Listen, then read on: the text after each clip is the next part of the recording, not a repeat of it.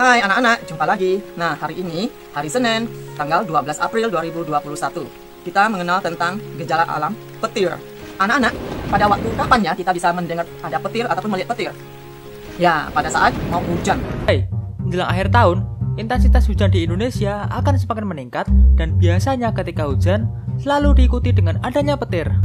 Apakah kamu tahu bahwa faktanya fenomena petir dapat kita temui dengan mudah di kehidupan sehari-hari?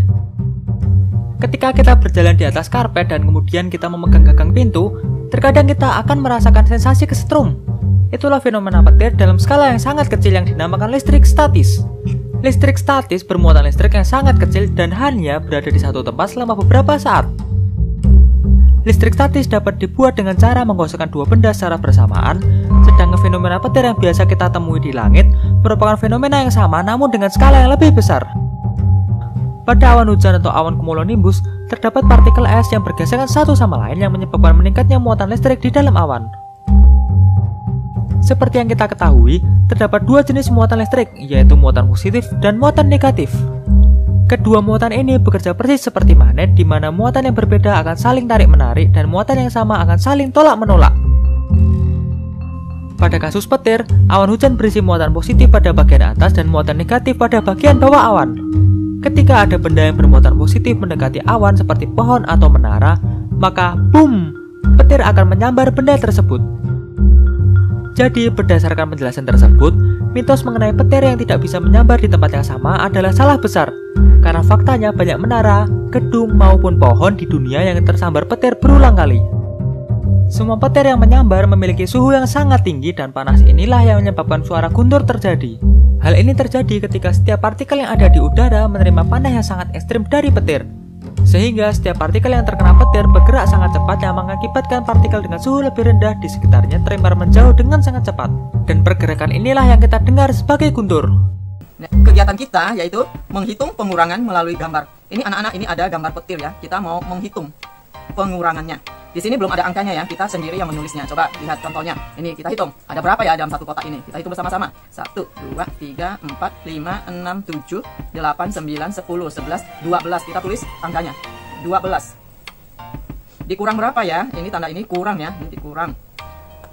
Kita hitung yang dicoret anak-anak. Lihat di sini yang di bawah yang dicoret ya. Ada berapa ya? 1, 2, 3, 4, 5. Jadi dikurang 5. Kita tulis angkanya 5. Nah, jumlah semuanya ada 12. Dikurang 5 sama dengan berapa ya? Kita lihat mana yang belum dicoret. Sisa yang tadi dicoret itu ya anak-anak ya. Ini tanda yang itu bukan pen merah yang masih coret itu, bukan ya. Yang sudah dikasih tanda yang dicoret itu. Kita lihat yang paling atas ini. 1, 2, 3, 4, 5, 6, 7 ya, 7. Anak-anak masih tahu kan cara hitungnya? Pasti tahu ya. Ini kita hitung mundur ya. Kita ulangi bersama. Langsung kasih tahu, lihat ya. Ini ada angka 12 dikurang 5. Sama dengan, gimana bisa dapat 7-nya? Gini ya, kita hitung mundur ya. Ini di jari yang kecil itu, angka kecil di jari. Ini ada 5. Sedangkan angka yang besar ada 12. Kita hitung mundur anak-anak. Hitung mundur sebelum angka 12, yaitu angka 11 ya, hitung mundur ya. Ayo, ini ya 5 ya, ini angka 12. Ini berarti kita hitung mundur. 11, 10, 9, 8, 7. Nah, dapatnya 7. Jadi 12 dikurang 5 sama dengan 7. Nah, anak-anak, ini masih ada beberapa soal dikerjakan ya. Nah, selanjutnya kita tetap belajar meniru tulisan ya, tegak bersambung atau tulisan halus kasar. Kita lihat P-nya. P. E. T. I. R. Nah, petir. Sekali lagi ya.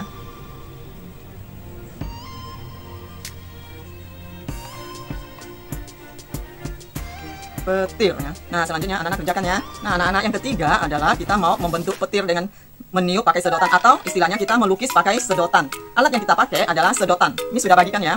Setelah itu adalah cat air ya. Anak-anak pakai cat air, kita mis pakai yang kuning. Anak-anak boleh pakai kuning ataupun warna yang lain ya, karena sesuai dengan petir itu warnanya agak kuning-kuning gitu ya. Setelah itu kita campurkan sedikit aja nih ya. Kita aduk dengan air. Nah, anak-anak, karena awannya petir kan di bawah awan kan. Nah, kita putar kertas kita ya. Kita tiup dari awan ini. Kita putar kertasnya. Nih anak-anak, kita sedikit-sedikit aja dulu ya. Jangan banyak-banyak. Sedikit-sedikit aja. Nah, kita kasih setetes, kita tiup.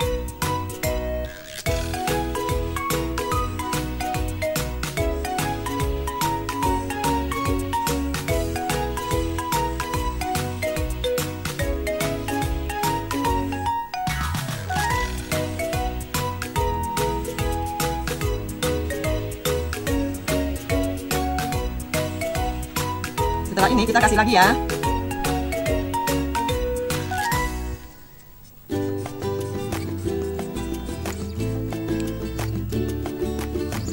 Tentunya agak jiplak ya anak-anak ya.